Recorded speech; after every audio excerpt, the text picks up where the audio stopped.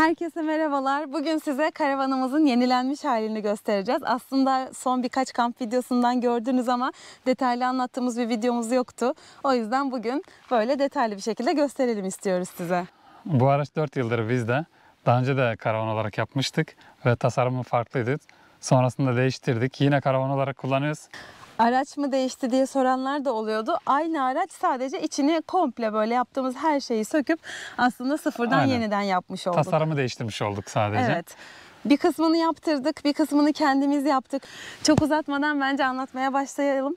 Anlatırken nereleri biz yaptık, nereleri karavan firmasına yaptırdık, onları da gösteririz zaten. Gösterelim. O zaman pop-up tavandan başlayalım. Evet, bence de. Aslında biz bu karavanı ilk yaparken de sadece mobilya ve zemin yapmakta niyetimiz. Ama sonrasında pop-up tavanı düşündük. Arabanın içerisinde daha rahat hareket edebileceğimizi düşündüğümüz için o yüzden pop-up tavan yaptırmaya karar verdik. İyi ki de yaptırmışız. O zaman onunla başlayalım. Evet. Pop-up tavanın bu şekilde kilit sistemi var. Yani şu kilit sistemini açıyorsun. Bu şekilde. Şu anda açıldı.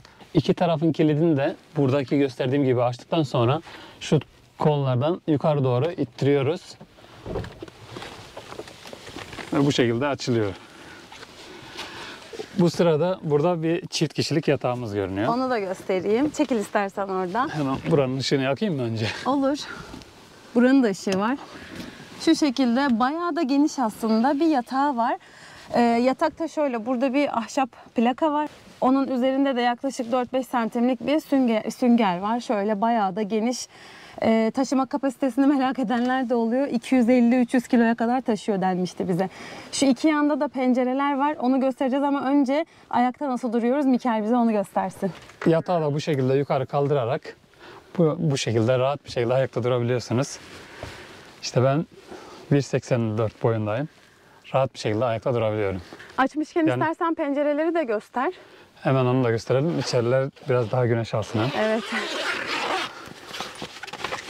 Sağda ve solda iki tarafta mika var. Yani oradan aslında hava girmiyor. Sadece ışık giriyor. Sinekliği ya da açılabilir başka bir şeyi yok. Ön taraftaki pencerede de sadece sineklik var. Hava alması açısından iyi oluyor ama tabii yağmurda açılmaz. Öyle bir sıkıntısı var onun da. Öyle bir dezavantajı diyeyim daha doğrusu. Güzel havalarda sineklik çok iyi oluyor aslında. Kesinlikle. Ve ayrıca bunu komple de açabiliyoruz bu şekilde. Göstereyim mi onu da? Ya aslında bilmiyorum, göstermeye gerek var mı? Çok o şekilde kullanmadık. Hiç kullanmadık Çok aslında bu şekilde. Ama yine de şöyle bir ufaktan göstereyim. Boydan boya bir fermuarı var. Hani orayı da böyle komple açıp ferah ferah oturabiliyorsun. Mesela güzel bir sessiz ormana gittin. Her yeri açmak istiyorsun, havalansın istiyorsun. Bu şekilde yapabilirsin.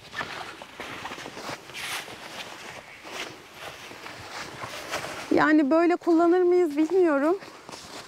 Ama öyle bir özelliği de var. Aynen şu şekilde tutturuluyor böyle. Şu an biraz kabaca yaptım ama ya aslında şu yandaki şekilde. çadır kısmı var ya, orası komple toplanıyor. Bence şu an çok hani uzatıp da şey yapmaya gerek yok. Biz genelde öyle kullanmıyoruz. Pop-up tavanla ilgili en çok gelen soru, yağışta rahat bir şekilde kullanabiliyor musunuz? Ama biz açıkçası yaklaşık bir yıldır bu pop-up tavan bizde var ama kamplara yeni geri dönebildik son böyle 1-2 aydır. Çok yağmurlarda kullanmadık. Yani kullanabilirsiniz denildi ama henüz daha bunu biz teyit edemediğimiz için onunla ilgili bilgi veremiyorum. Yağmur kamplarında göreceğiz onu hep birlikte. Onun dışında dış görüntüsü bizim hoşumuza gidiyor. Rengini de sevdik. Siyah olması, işte arabanın gri olmasından dolayı çok işimize geldi. Tam böyle bizim şeyi tamamladı, yani bizim buradaki dış görüntüyü. Ön koltuklara da döner mekanizma taktırdık. Böylelikle hem içerinin kullanım alanı genişlemiş oldu karavan haline çevirdiğimizde, hem de oturma alanımız daha fazla olmuş oldu. Mesela illa yan yana oturmak zorunda kalmıyoruz. Özellikle yemek yerken ya da hani keyfi otururken karşılıklı oturmak daha rahat oluyor alan küçük olduğu için. aracımızın arkasına yatağa dönüşen üçlü bir koltuk koyduk bu şekilde. Bunların da şuralarda kulakçıkları var. Bunları çekerek koltuğu açıyoruz ve yatağa dönüşüyor. Arkada da buna benzer bir sistem var. O pinleri kaldırıp koltuğu öne doğru ittiğimizde bagaj alanımız genişliyor. Tabii bizim bu araçta asıl bagaj alanımız bu koltuğun altında. Bu yatağa dönüşen koltuğun arka kısmı bu şekilde görünüyor. Buradaki minderi kaldırdığımız zaman bizim burada şu an ne kadar yansıyor bilmiyorum ama böyle arka tarafa kadar bayağı büyük bir bagaj alanımız var. Bütün masalarımız, sandalyelerimiz, işte tadilat ekipmanlarımız falan, mangalımız falan her şeyimiz burada yer alıyor. Hem karışıklığı, dağınıklığı önlüyor hem de güzel bir saklama alanı oluşturmuş oluyor bizim için. Yatağın altında da yine güzel bir depolama alanımız var. Çekmece var burada. Buraya çekmece ya da dolap konulabiliyordu, buzdolabı. Biz hani buzdolabı olarak küçük olur diye buzdolabına farklı bir yerde konumlandırdık. Burayı depolama olarak kullanmak istedik. Bayağı da bir eşyamızı alıyor. Bu arada aracımızın modelini söylemeyi unuttum. Soranlar oluyor çünkü. Aracımız Volkswagen Transporter T5 1.9 105'lik araç. Şimdi buraya kadar anlattıklarımızı, yani pop-up tavan, ön koltuk mekanizmaları, işte koltuk döşemeleri, arka yatağa dönüşen koltuğumuz ve zemini biz Ankara'da bir firmaya yaptırdık. Ama ahşap mobilya kısmını kendimiz yaptık. Şimdi oraya geçiyoruz. Orayla ilgili hem nasıl kendimiz yaptık, nasıl baş ettik, hem de işte hani nasıl bir şey çıktı ortaya, onları göstereceğiz. Karavanın ahşap kısmı, yani şurada gördüğünüz bütün bu yeşil ahşap kısım 12 milim kavak kontra. Biz daha önceki karavanımızda huş kullanmıştık ama mobilyalar çok ağır oluyordu ve arabayı da çok ağırlaştırıyordu. O yüzden bu sefer kavak tercih ettik. Üzerine de lake boya yapıldı. Böyle bir yeşil seçtik. Bilmiyorum beğendiniz mi? Biz çok heveslenmiştik yeşil olmasına. Yorumlarınızı bekliyorum o yüzden aşağıda. Şimdi kendi karavanını yapmak isteyenler için de belki faydalı olur diye bu mobilya aşamasını biraz size böyle çok kısa üzerinden geçeceğim. Sonra dolapları tek tek göstereceğim. Biz kavak kontramızı aldık. Sonra ben iç mimar olduğum için tabii bunun da avantajını kullanarak bütün bu dolapların çizimini ben AutoCAD üzerinde yaptım. Ve CNC'ciye götürdük bunu. Yanlış hatırlamıyorsam 2 plaka kullandık. 2 plaka kontraplak kullandık. Kesimleri yapıldı. Parçaları aldık, evimize gittik. Evimizin salonunda biz bütün bu dolabı topladık. Yani bir araya getirdik. Daha sonra da karavanın içine yerleştirdik. Bu arka kısımları en sıkıntılı kısımlar oluyor. Karavan yapanlar bunu bilir.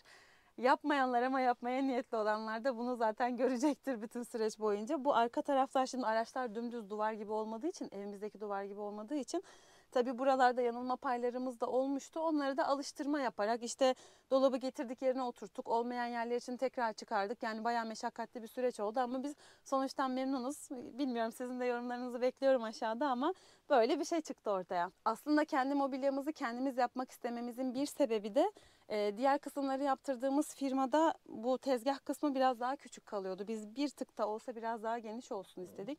O yüzden biraz da bu işe giriştik. Bir de tabii maliyet konusu da var. Biz kendimiz çok daha uyguna getirdik. Eğer mobilyayı da oraya yaptırsaydık pop-up tavan kısmını yaptıramayacaktık. O yüzden mobilyayla biz kendimiz uğraşalım ama hani yapmışken pop-up'ını da yapalım diye böyle bir şaheser çıktı ortaya. Şöyle uzaktan ilk baktığımızda gözümüze çarpan buradaki 45 litrelik buzdolabımız oluyor. Şöyle içini de göstereceğim. Hani fikri olsun yapmak isteyenlere. Bize yeterli oluyor çünkü biz tam zamanlı yaşamadığımız için karavanda burada da bir domates kavanozumuz var. Şu şekilde yukarıda küçük bir buzluğu var. Aşağıda şu sepetlerle kullanınca bayağı kullanışlı oluyor. Karavanımızı yenilerken bunu özellikle böyle evye ve ocak kombinli bir cihaz seçtik buraya ki hem küçük bir yerde hepsini toparlamış olalım. Hem de böyle bunlar camlı olduğu için kapalı olduklarında komple tezgah olarak kullanabiliyoruz burayı. İhtiyacımız olduğunda da böyle ne tarafı kullanacaksak açıp kullanabiliyoruz. Ocağımız burada, ikili ocağımız var. Burada da lavabomuz var. Bataryamız bu şekilde. Bayağı kullanışlı bir alan oluşturmuş oluyoruz. Tezgahımızda da çam masifpan kullandık. Burada kava kontraplak çok yumuşak kalıyor üst taraf için, tezgah kullanımı için. O yüzden çam masifpan tercih ettik.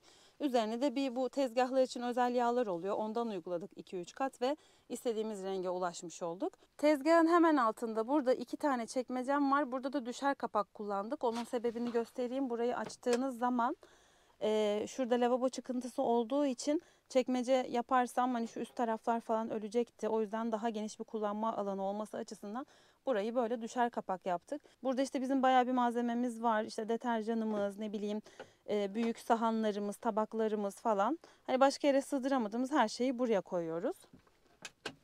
Bu tarafa geçtiğimizde 2 tane çekmece var dedik. Bunları da yani bırakabildiğimiz kadar geniş bıraktık. Bayağı bir malzememiz oluyor. Burada da bakın işte bütün bardaklarımız, çatallarımız, kaşıklarımız falan böyle ıvır zıvırımız, her şeyimiz burada. Buraya da ocağın bir iki böyle detayı denk geliyordu. O yüzden yarım çekmece gibi oldu ama yine bayağı bir kullanışlı çekmece oldu bizim için. Bütün dolaplarımızda da şu basaç kapaklardan kullandık. Önceki karavanımızda yoktu. Büyük kolaylıkmış bu. Buraya geldiğimizde de şöyle işte tencerelerimiz, tavalarımız, şurada bakın 2 tane tavamız var. Burada bir işte kamp setimiz var, böyle 2 tencere ve bir tane çaydanlık. Altında da hatta bir tane tavası da var. Burada cezvemiz, işte ufak tefek yine işte kesme tahtamız falan. En geniş çekmecemiz burası oldu. O yüzden en büyük şeyleri de buraya koyuyoruz. Yine çok kullanışlı olduğunu düşünüyorum ben bunun. Burada gördüğünüz bu barı birazdan göstereceğim ama buraya biz masamızı sabitliyoruz. Hem ekstra tezgah oluyor hem de masa olarak kullanıyoruz. Onu birazdan göstereceğim. Bu çekmecelerin hemen altında da şu buzdolabının oradan boy dolabının başladığı yere kadar aslında burası tek bir bölme. Burada da hemen şöyle açıp göstereyim size. Açtığımızda burada bir tüpümüz var. Arka tarafta da su bidonlarımız var. Yani su depolarımız var. Biz böyle karavan deposu falan almadık da direkt iki tane 20 litrelik bidonu arka tarafa yerleştirdik. Bir tane temiz su için, bir tane de kirli su için kullanmış olduk. Şimdi arkaya ışık tutmam gerekiyor. İçeriği de göstereyim size. Bakın şu arkada da hidroforumuz var. Hidroforumuzu şu arkaya takmış olduk. Temiz su bidonumuzun kapağı kapalı kalıyor hareket halindeyken. Kullanacağımız zaman burada hortumu var. Şu hortumu içine koyup kullanıyoruz. Kirli su depomuzda öyle bir şey yapmamıza gerek kalmadı. Çünkü şöyle yakından göstermeye çalışacağım ama orada bir contası var. Hortum contanın içinden geçtiği için kirli su bidonumuzda böyle bir şey yapmamıza gerek kalmadı. O hep böyle orada sabit. Çünkü hortum tam contanın içinden geçiyor ve bayağı bir kavruyor conta hortumun etrafını. O yüzden su sıçrama sıkıntısı olmuyor. Orada görünen elektrik kabloları var, farkındayım. Onları toparlayacağım. Böyle durmayacaklar. Aynı zamanda işte kenarlara da şuralara da işte ne bileyim büyük tavamız oluyor. İşte bu yağdanlıklarımız falan oluyor. Ufak tefek eşyalarımız yine sığıyor. Yani bir nevi depolama alanı olarak da kullanıyoruz. Tezgahın hemen üzerinde de böyle 2 tane yine dolabımız var. Yine basaç kulplarımız var burada. İçine bayağı bir şey alıyor. Mesela biz buraya hamamımızı, işte ne bileyim makarnamızı falan koyduk. Bu tarafta çayımız, kahvemiz ve işte hemen acil ulaşmamız gereken bir takım ışıklar falan var. Daha kolay ulaşmamız açısından. Böyle yine güzel bir saklama alanı sağlamış oldu burası da bize. Aslında önce biraz kararsız kaldık. Çünkü şuradaki şu camın ferahlığını acaba alır mı diye düşünmüştük. Ama iyi ki yaptırmışız diyoruz. Çünkü zaten küçük bir karavan. Yani şunları da yaptırmasak zaten çok fazla depolama alanımız kalmamış oluyor. Tezgahın hemen bitiminde yan tarafta da gördüğünüz gibi şöyle büyükçe bir boy dolabımız var. Burada darabalı kapak kullandık. İnternetten sipariş ettik ölçülerimizi verip. Onları da göstermek için şu yatağı açıp göstereceğiz daha iyi görün diye ama özellikle yatak kapalıyken yani koltuk halindeyken de göstermek istiyorum. Buraları tasarlarken şeye dikkat ettim çünkü bakın mesela şurada elinizle tutup açacak kadar ve oradan eşya alacak kadar bir mesafe kalması gerekiyor ki yatak halinde olmasa bile koltuk halindeyken bile oralara kolay ulaşabilin. Arka taraf da aynı şekilde koltuk halinde de yatak halinde de burayı çok rahat açıp kullanabiliyoruz. Şöyle yatak haline döndüğünde de burası böyle görünüyor. Yine dediğim gibi üstteki bütün dolaplara erişim var. Yatak olarak açtığımız zaman koltuğu bu şekilde kapatmış oluyor buzdolabının önünü. Buna da aslında çözümler var. Hemen şurada tezgahtan böyle üstten açılan buzdolabı çeşitleri de var. Onlar da düşünebilirdi ama maliyet olarak bizi biraz zorluyordu. O yüzden standart şu 220 volttan 12 volta çevrilmiş 43 litrelik bir buzdolabı kullanmış olduk biz. Yani baktığınız zaman aslında burada bayağı bir böyle depolama alanımız oluşmuş oluyor. Burada işte kıyafetlerimiz oluyor. Şu an bu kutular bizim kamplarda kullandığımız kamp ışıklarımız. Yukarıya da kıyafet falan koyuyoruz. Burada da yine işte ne bileyim havlumuz oluyor, nevresimimiz falan oluyor ya da kişisel eşyalarımız oluyor. Ben şu üst tarafa da küçük bir bölme bıraktım. Niye derseniz zaten hani buraya dahil etseydim çok kullanışsız olacaktı. En azından dedim ne kadar bölersem o kadar iyidir. Hani daha düzgün bir depolama alanı oluşur diye. Şuradaki küçük alanı da böyle değerlendirmiş oldum. Bu aslında şuraya kadar devam ediyor. Biz şimdilik böyle tabaklarımızı falan koymuşuz ama her türlü şeyi sığdırabiliyoruz. Küçük olduğuna bakmayın. Şöyle içe doğru devam eden aslında yine güzel bir depolama alanı burası da. Bunda hiç basaç falan kullanmadık çünkü menteşelerin ikisi de stoplu ve sert kalıyor stoplu olduğu için de hani böyle hiç açılmadan duruyor. Şu kenarlarda gördüğünüz krem rengi şeyler de kauçuk kenar bandı. Bu kavak kontraplaklar kesildiği zaman yani şu köşeler falan ya da işte ne bileyim şuradan görünen kısımları çok hoş durmuyordu. O yüzden daha estetik olması açısından kullandık. Yine internetten sipariş ettik. Yani kolay bulunan bir malzeme. Şu mobilyanın arka tarafından görünen kısımlarına da 2 tane şöyle ve şöyle kapak yaptık. Alt tarafta akülerimiz var. Yine basaç kapakla açıyoruz. Hem invertörümüz var hem de şu arkada 2 tane akümüz var. Ne kadar görünüyor? Görünüyor ya bayağı. Üst tarafta da MPPT cihazımız, 12 volt sigortalarımız ve 220 volt sigortalarımız var. Elektriğimizi de yukarıdaki güneş panelimizden sağlıyoruz. Orada bir tane güneş panelimiz var tavanın üstünde. Oradan kablo buraya geliyor. İşte bütün MPPT, 12 voltluk sigorta panelimiz, 220 voltluk sigorta panelimiz hepsi burada. Yani burası aslında komple bir elektrik dolabı oluyor, elektrik kabini oluyor. 220 volt kullanmak istediğimizde de aşağıda bir invertörümüz var. 12 voltu bize 220 voltluk elektriğe çeviriyor. Her zaman açık bırakmıyoruz çünkü bayağı bir enerji kullanıyor. Sadece kullanacağımız zaman burada bir düğmesi var. Oradan açıyoruz. İçeride 2 tane sanırım 220 voltluk prizimiz var. Oradan istediğimiz gibi işte bilgisayarımızı kullanıyoruz biz genelde. Çok ağır şeyler kullanmıyoruz. Zaten ona göre seçtik bütün cihazlarımızda. Şarj için, bilgisayar için falan kullanıyoruz. 12 voltluk ihtiyacımızı karşılamak için şunlardan bir tane buraya yaptık. Bir tane de ön tarafa tezgahın oraya yaptık. Burada direkt işte takıp şarj edebileceğimiz bir istasyon var. Burayı kapattığımızda yukarıda da çakmaklık girişi var. Burayı bazen işte ne bileyim araç süpürgesi için kullandığımız oluyor. Ya da buraya bir çakmaklık girişi takıp şarj için kullandığımız da oluyor. Alt tarafta da bir tane switch'im var. Onu da şuraya henüz koymadık ama şu nişin içine bir kablo bırakmıştık. Oraya led takacağız. Bu da onun switch'i olacak. Hemen tezgahın üzerinde de bir tane 220 voltluk prizimiz var. Bir tane diğer taraftaki gibi işte hem çakmaklık girişi hem de USB girişi olan bir işte bunlara ne deniyorsa bu soketlerden var. Burası da bizim aydınlatma switch panelimiz. Sadece aydınlatma değil aslında. Mesela ben buzdolabını şuraya bağladım. Elektrik tesisatımızı da kendimiz yaptık bu arada. Aslında buradan işte hidroforumu açıp kapatabiliyorum. Ocağın çakmağını açıp kapatabiliyorum. Burası bu tezgahın üzerinde bir aydınlatma var. Onu açıp kapatabiliyorum. Bu da tavan aydınlatmam. Tavan aydınlatmamı açıp kapatabiliyorum oradan da. Anlattığım bütün elektrik tesisatlarını biz yaptık. Sadece şu tavandaki ledleri pop-up tavanı yapan firma yaptı. Bizim bir de dediğim gibi burada bir ışığımız olacak. Bu nişe geçmek istiyorum şimdi. Bu nişi biz denizden topladığımız çakıl taşlarıyla yaptık. Bu önüne de bir şey gelecek tabii, şuraya bir koruması gelecek. Çok ufak tefek de olsa hala eksiklerimiz var ama şu an karavanı kullanmamıza engel bir şey yok. Burayı hem işte kitaplarımızı koyarız hem ufak tefek malzemelerimizi koyarız diye yaptık. Böyle denizin kenarından topladığımız çakıl taşlarını üzerini vernikleyerek buraya yapıştırıp güzel bir niş oluşturmuş olduk. Şu şekilde ışığı gelince tabii daha da güzel görünecek ama bizim çok hoşumuza gitti. Bu arada bu tavandaki kaplamaları da firma yaptı ama alt tarafı biz ne yapacağımızı tam karar verememiştik. O yüzden yaptırmadık. Daha sonra bu şekilde yapmaya karar verip işte şu keçelerden sipariş ettik. Yine firmadan rica ettik. Bize gönderdiler ve bu alt kısımları işte şuraları, bu duvarları falan kendimiz kaplamış olduk. Şuradan yukarısı nerede? Buradan yukarısını firma yaptı. Buradan aşağısını biz yapmış olduk şöyle. Yani işte bütün bu kenarlardaki, şu içlerdeki, şöyle kapı tarafındaki falan bütün keçe kaplamaları da biz yapmış olduk. Karavanımızın hem içerisinde hem de dışarısında kullanabildiğimiz portatif bir masamız var. Bu masa kapıya sabitleniyor bu şekilde.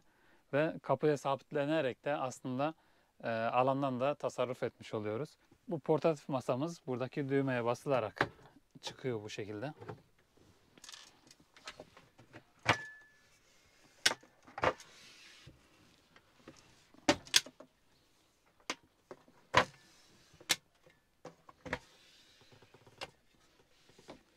Evet, bu şekilde masamız var. Bunu tabii şu şekilde çeviriyoruz. Masanın bu öndeki iki ayağını kapatarak buradaki baramıza takabiliyoruz. Bu şekilde daha geniş bir tezgah alanımız olmuş oluyor. Bu masayı bize Demonte Karavan göndermişti.